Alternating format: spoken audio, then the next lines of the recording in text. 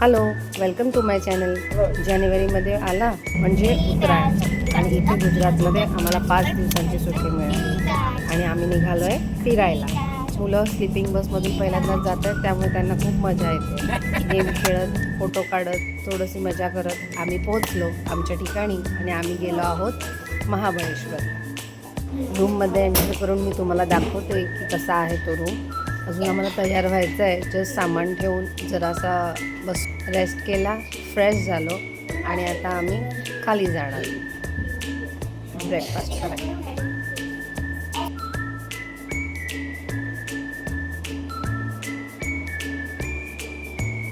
ब्रेकफास्टमध्ये छान फ्रूट्स, इडली, उपमा.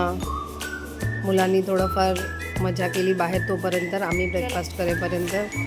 आणि हा आमचा रिसॉर्टचा पूर्ण व्ह्यू. खूपच छान वाटत होतं.